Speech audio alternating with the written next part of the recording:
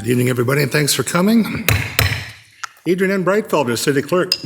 You are hereby directed to call a special session of the City Council to be held on Monday, May 20th, 2024 at 5:15 p.m. in the historic Federal Building for the purpose of conducting work sessions on the historic Millwork District Master Plan and Inclusive Dubuque. And just a footnote, I've just opened an email from the mayor. He's most likely not going to be able to join us live tonight. Thank you. Good evening and welcome to a special session of the Dubuque City Council for May 20th, 2024. As a reminder to viewers and listeners, due to the nature of tonight's meeting topic, public input is not accepted. However, you may contact the City Council directly from the city's webpage at www.cityofdubuque.org/council-contacts. Attendance for the session is as follows. Mayor Pro Tem Jones. Here. Council members Farber. Here. Roussel. Here. Sprank. Here. Wethel. Here. City Manager Van Milligan. Here. And City Attorney Brumwell. Here. Thank you. And once again, we'll reconvene now that we're unmuted and welcome you to present the work session on Welcome Dubuque, and Inclusive Dubuque. Should get a third take on that, but I'm not going to take it. The show is all yours. Thank you. Okay. Thank you, Mayor, Council Members, City Manager, and staff for having us here today. It is always a pleasure to see everybody again. My name is Clara Lopez Ortiz, and I am the Equity Officer at the Community Foundation of Greater Dubuque. Good evening, everyone. My name is Mary Jo John Francois, and I'm the Vice President of Impact at the Community Foundation.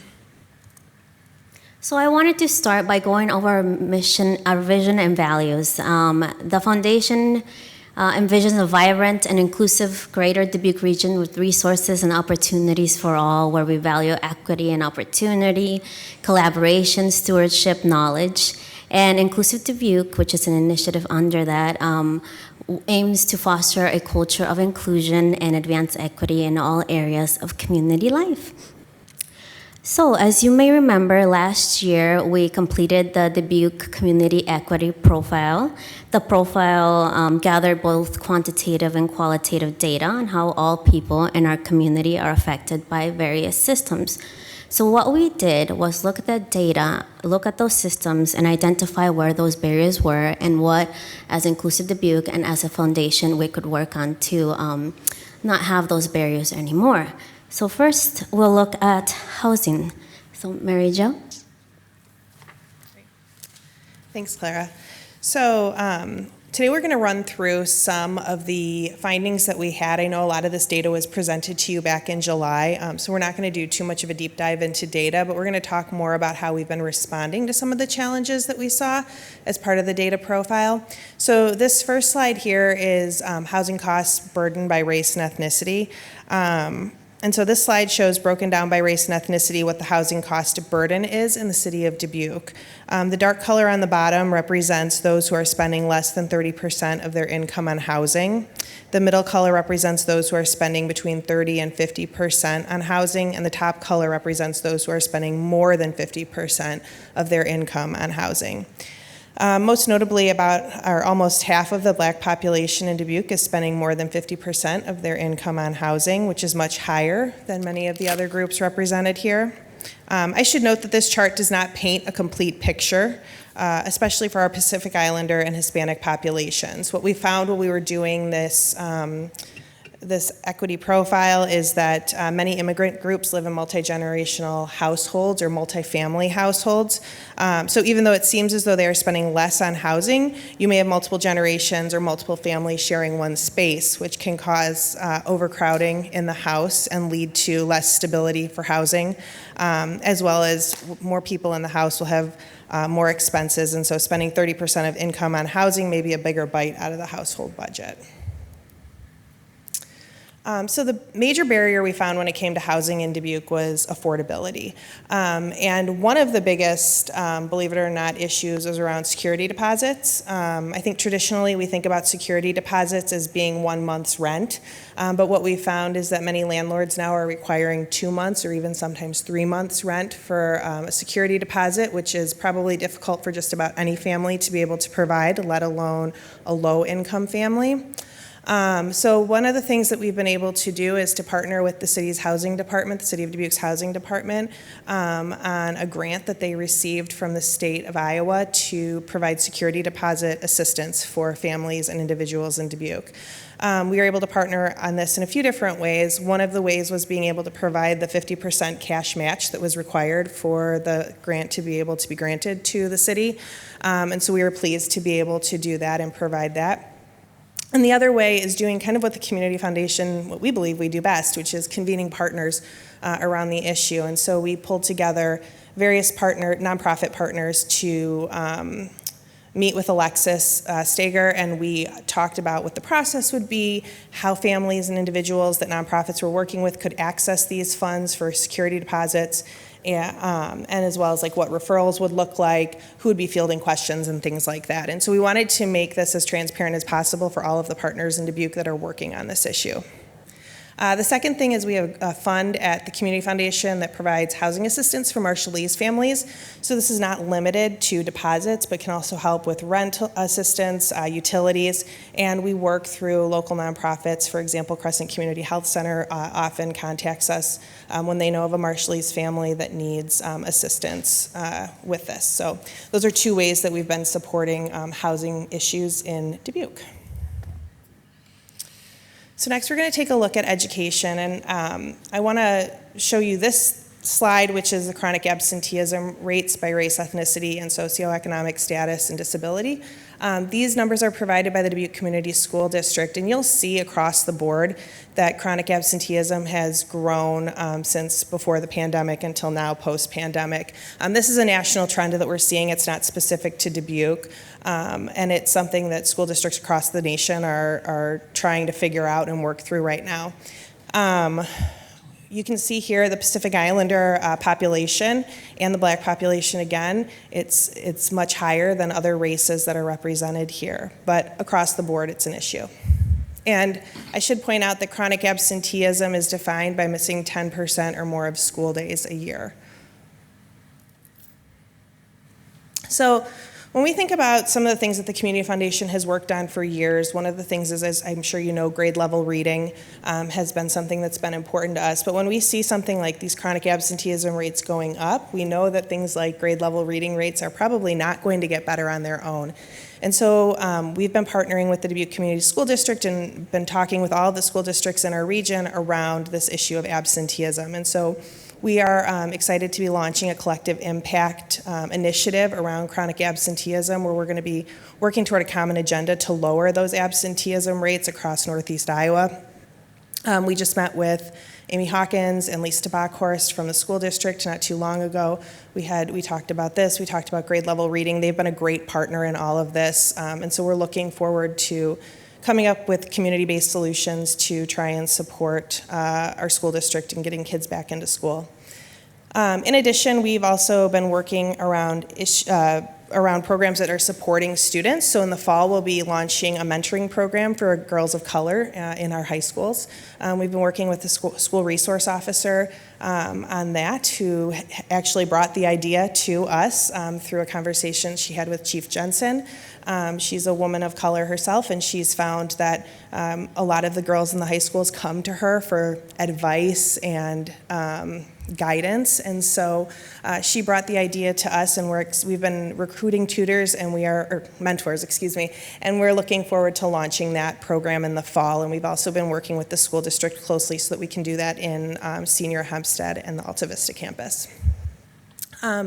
In addition, many of you, I'm sure, well, everyone here by now has heard of the 2 school shootings that have happened way too close to home. And back in January, I'm sure you all heard City Councilwoman Katie Wethel's speech about her former basketball coach and principal, Dan Marburger from Perry, Iowa, who passed away in a senseless act of violence. And so she called on all of us to do something about school safety. And as 2 moms of children who are school aged, this makes you emotional even thinking about it. We want to do everything we can to keep our kids safe. And we know we can't control everything, right? But there are certain things that we can do in our community to be able to get the word out, support our students, make sure students feel heard and that they have the resources that they need when they need them. And so we're excited to be launching community conversations in the fall, over the summer, and into the fall, working with our local school districts as partners in this, as well as our nonprofit partners, parents, teachers, and other stakeholders as well. So there will be more to come on that in the coming weeks. And then finally, grade level reading continues to be something that we focus on. The Community Foundation still supports Vision to Learn, which is a vision screening program for students where a bus comes, it's an optometrist.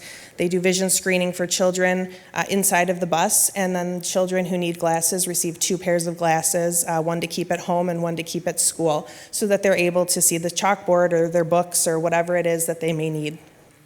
The second one, similarly, it's the HIKE Fund, which stands for Hearing Improvement Kids Equipment. Hearing Improvement Kids Equipment. I always get it mixed up. But the HIKE Fund is to provide hearing equipment for students who are hard of hearing. It is a referral program through audiologists in the region, and it's a program to pay for hearing improvement equipment for students like hearing aids, and it's for kids that are ages 0 to 18.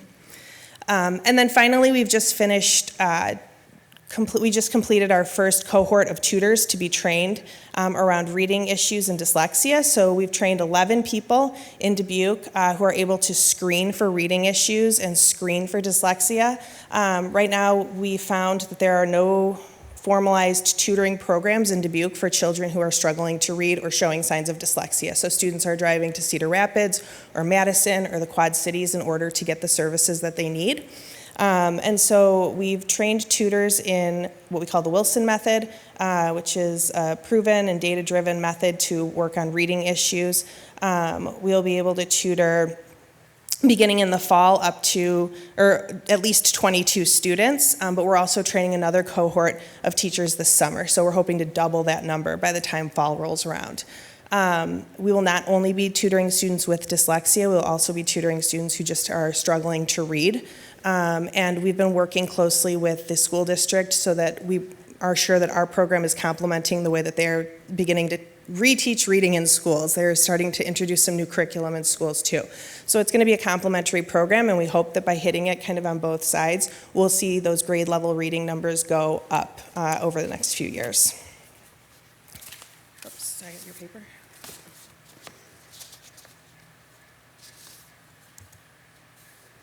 Okay, we also looked at health, and we thought this slide, this data would be important to show the percent of uninsured population by race and ethnicity.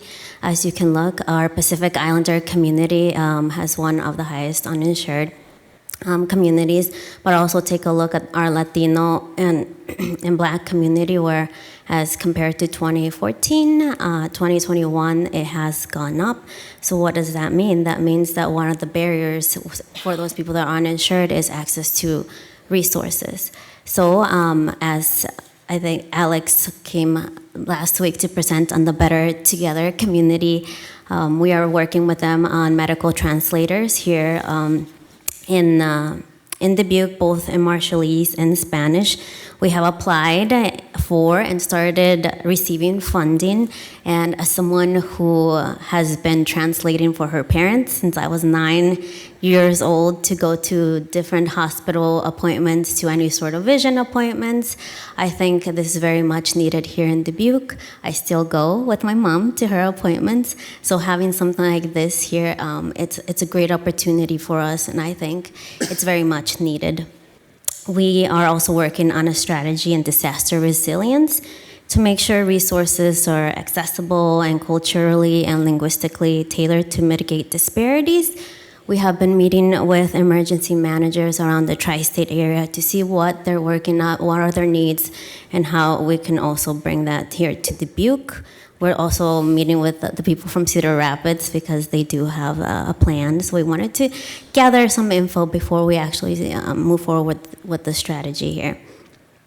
We established a Marshallese Health Fund where we work with local health providers to assist with bills for Marshallese families.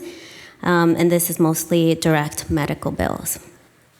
Our brain health retreat rooms at Dubuque Senior and Hempstead High School are still showing great results. The last time we presented that data, we had over 5,000 students visit to these retreat rooms, and this is a space where students and staff can go. They're having a bad brain health day, they're not feeling too well. This is a safe space for them to go there and talk about their feelings, talk about things that will make them feel better. So that's still going very good. And also we are working with the police department and the housing department here in Dubuque on brain health cohort, and we're helping them connect with nonprofits. And let's take a look at workforce here. We thought these two were very important. If you look at the percent of the labor market in the city of Dubuque, that is BIPOC or people of color, from 2000 to 2021, you can see how much more diverse Dubuque has become. And not only that, but if you look at our student population in the Dubuque Community School District that is BIPOC, you can also see an increase. And we are seeing that that diversity is growing mostly in our younger population. So what does that mean? That means that the future of our workforce is much more diverse. So how can we prepare Dubuque? How can we prepare our businesses and be ready for them to make sure they feel welcoming and they have access to jobs? So we have been meeting with the Business Leader Equity Cohort. We have had 2 meetings, and we met at at John Deere Dubuque Works, where they presented their best practices. So we are learning from each other as well. And we also presented data on workforce, which I'm sure Alex did talk about last time as well. We also had a meeting at TH Media where the MIT research group presented their findings on creating work accessibility for international students. As you know, here in Dubuque, we have a lot of colleges and universities where we have a lot of international students with great potential. So how can we provide that foundation for them and use what they bring to Dubuque and use that for our businesses to move forward, be innovative. At the TH Media meeting, they presented on journalism and the importance of inclusion, and I know Mary Jo's going to talk a little bit more about journalism here in the next slide. So we are also working on, in 2021, we published the DEI toolkit from Inclusive Dubuque, so that is still online. But we are using the toolkit to create a page or a section for businesses to access resources. It would be a simple way, an effective way to get information, because usually business will reach out and say, how do we start? What do we do? We want to make sure we have a place to be like, just you can go to the DEI toolkit and you can find that information. So we are working with the Better Together committee on that. We are also working on putting together a BIPOC professional group. This group will provide foundational support for professionals of color to make sure they are successful in their careers here in Dubuque and feel supported. As professional of color myself, I have heard from many of the people around me that they need this in our city. Make sure they feel supported, make sure they have people to talk to, and they have access to all those resources as well. So I'm currently gathering that data to see what is the best way to move forward and make sure they feel supported.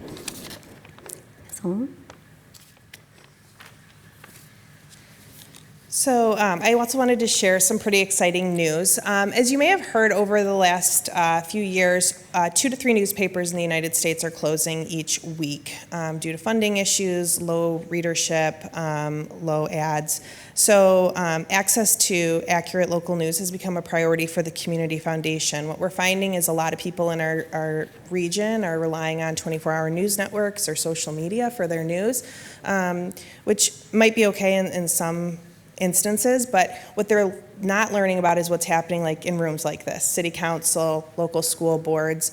And so there's a national movement right now called Press Forward, which is a movement that's designed to revitalize local news and information. A coalition of funders has pledged $500 million to strengthen local newsrooms, closing gaps in journalism coverage, affecting policy around local journalism. And we're really pleased that the Community Foundation this week was accepted as the Northeast Iowa chapter for Press Forward. And so this is a very exciting time for us. We'll be partnering with the Telegraph Herald on this, and it also means that we're eligible to receive a $175,000 grant from Press Forward, which we've applied for.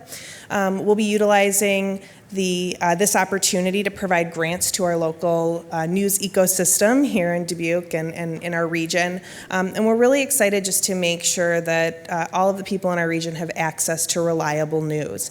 And so we'll be looking at other models at what other communities are doing in order to make this happen. We want to make sure that news is accessible to everyone, so not just people in our more urban areas, but also in our rural communities, immigrant families, people who may not speak English as their first language, that they have access to news as well. Currently, the Community Foundation holds 3 funds to address journalism. The Local Journalism Support Fund, which supports the Telegraph Herald Reporter for America reporter, the Dubuque Area Journalism Fund, and the Gary Dolphin Journalism Scholarship Fund. And so collectively right now we've raised $700,000, and we anticipate this continuing to grow as time goes on.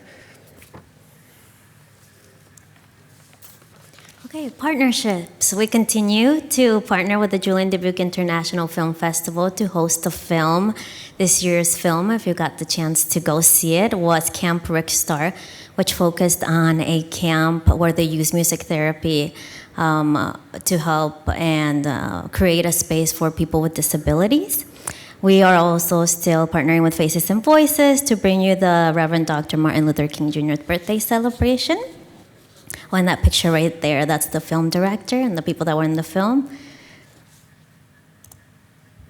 We are continuing to share Dubuque's story. Recently, Alex and I went to Dallas, Texas, and we presented at the Welcoming Interactive Conference, and this conference highlights successful practices and inspiring stories to foster welcoming places. So we presented on what he's doing in his immigration work, we presented on Inclusive Dubuque, and we also had somebody from Postville, which her name escapes my mind right now, to present on the heart and soul work that we're also doing with them.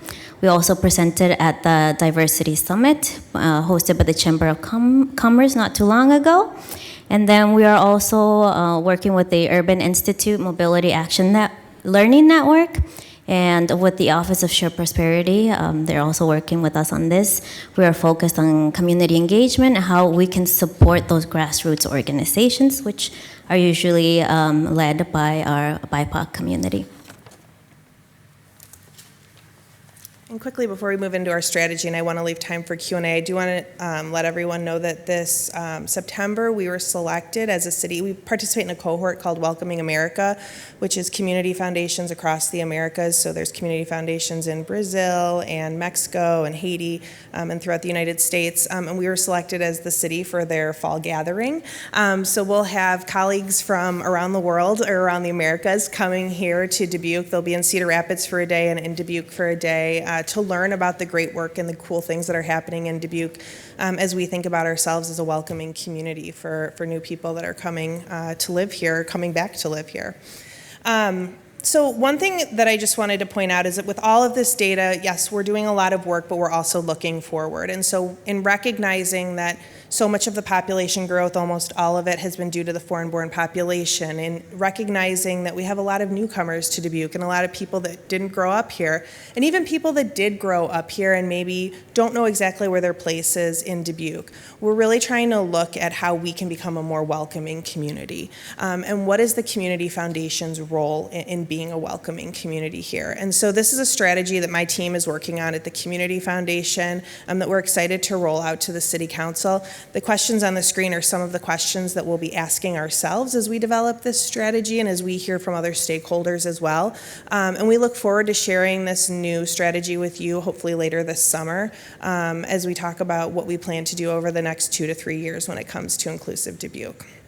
And then finally, I just want to say on behalf of Clara and I, thank you to the City Council. I think we were laughing, kind of, not laughing, but chatting about this the other day, and how whenever we present about Inclusive Dubuque to colleagues in other cities, they all say the exact same thing, which is, wow, you have such a supportive City Council. Like, some of them say, we can't even get the City Council to listen to us about this, let alone fund us. And so we feel very grateful, and we recognize how fortunate we are to have a group of such committed people to the work that we're doing together collectively, but also just in making sure that Dubuque is a really solutions-based, forward-focused community where we can welcome all people and not just make them feel welcome, but feel that they belong and that they're here to thrive. So thank you very much.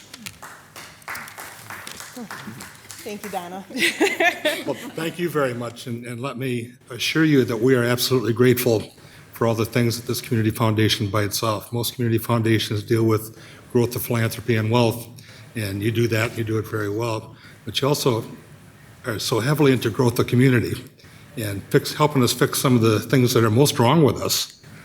So my heart is with you. Thank you so much. Thank you. Ms. Barber. Yes, I just have one question about the areas that you're collecting data in, digital literacy and the impact on education and workforce. Do you accumulate any data about households having access to the internet, being literate, knowing how to navigate emails, websites, healthcare, working at home as opposed to in an office, things like that?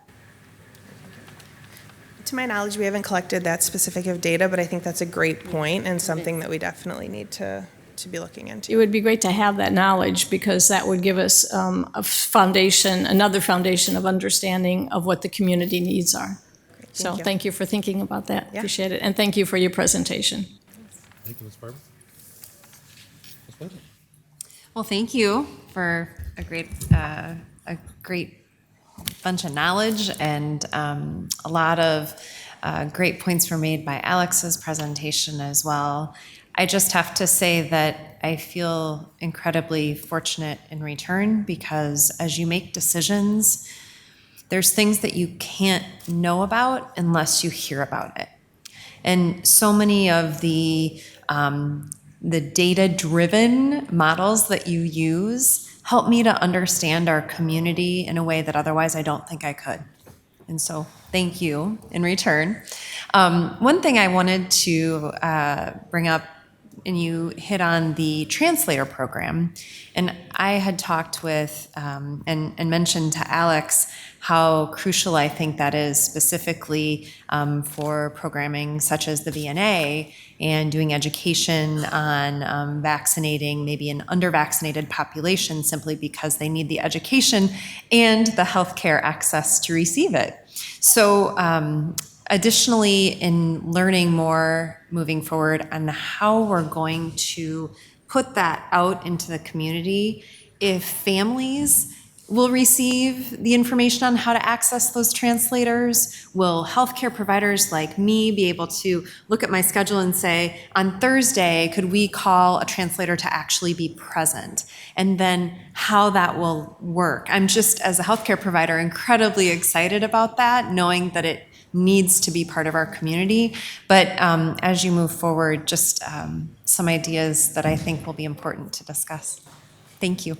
Thank you, Mayor Pro Tem. No, yeah, and I think that is very important, that also the people that are going to use it to also be aware that it's available now, because I've been calling all these hospitals and asking first, do you have a translator or do I need somebody there? So it's also getting because the community already has a system of trying to contact somebody, getting maybe their child out of school. Maybe that contributes to the absenteeism that we talked about. So it's also, we're working on how will our community also know that that's available for them now, when we have it. Great. Mr. Resnick, we have just a couple of minutes if you have any comments or questions. Well, thank you very much. All I want to say is that our city is our people. So thank you for helping our people. You make the city better, and that's what we're trying to do on the council as well. That's all I have. Thanks for the presentation. Thank you, Mr. Mayor Pro Tem. Seeing nobody else's hands going up or mouths moving, I'll thank you again for an excellent presentation and update, and wish you the best in your continued work. So we'll stand, this work session will stand adjourned.